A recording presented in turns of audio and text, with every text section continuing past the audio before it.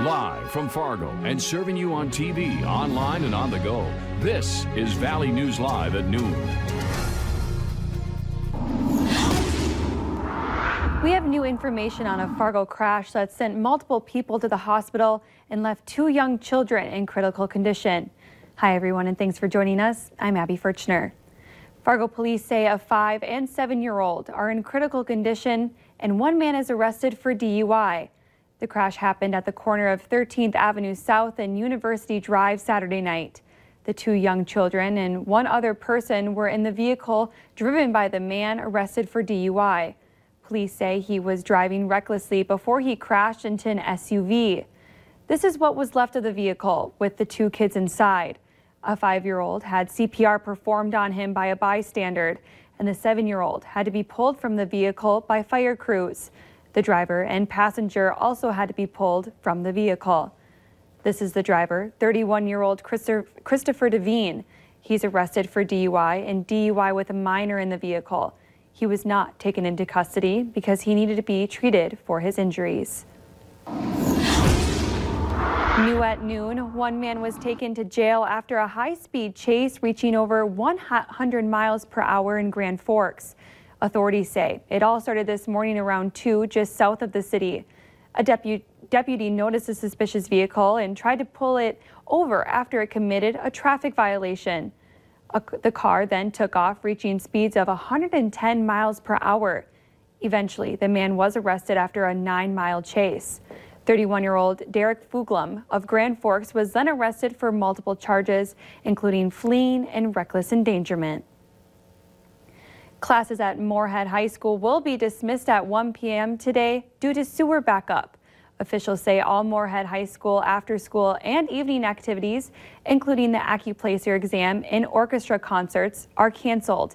They anticipate that elementary buses could leave school 5 to 15 minutes late due to the change for Moorhead High bus routes. Horizon bus routes are projected to run on time.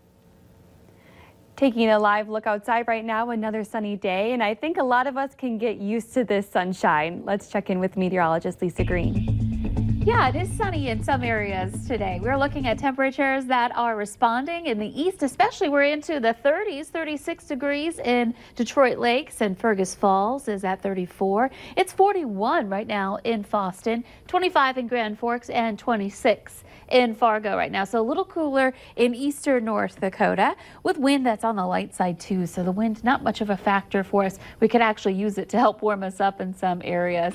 Taking a look at your radar and satellite map, you can see north and east. We're looking at clear skies. We've got a good view of the snowpack there, but southeastern North Dakota stuck under the clouds here and into northeastern South Dakota in that area. So that area is looking a little bit more on the cloudy side. For Fargo, I'm hoping for some sunshine and temperatures on their way up into the mid to some upper 30s for highs today.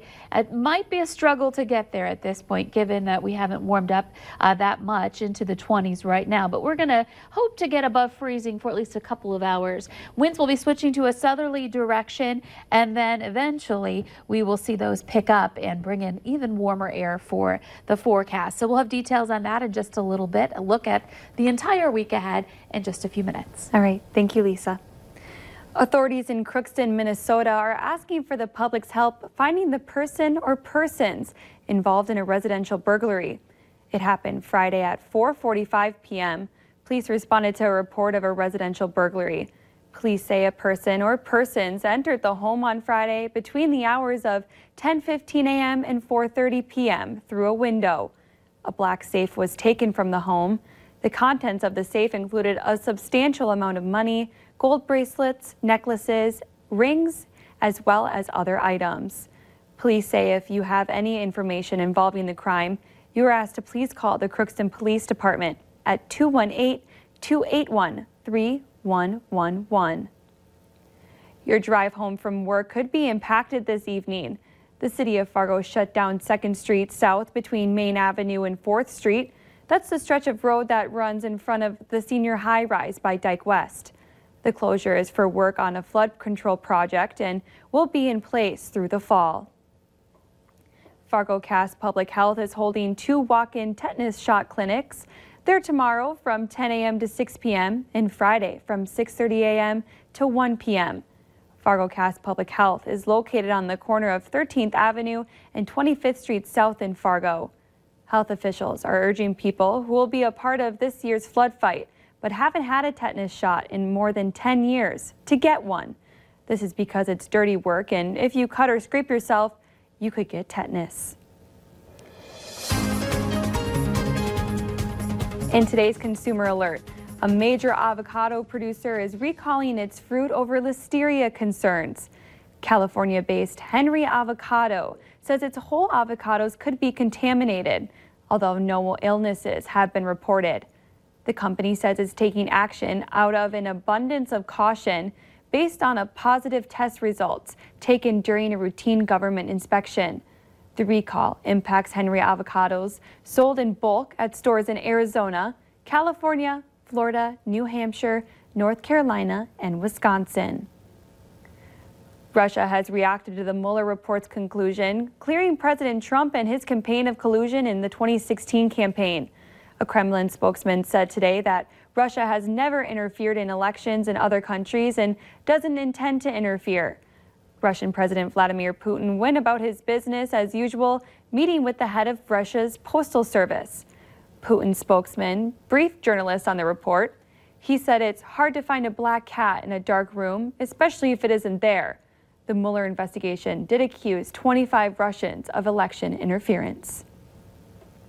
The FM community is rolling up its sleeves as city officials met this morning to discuss the steps that are being put into place to get ahead of the possibility of a major flood.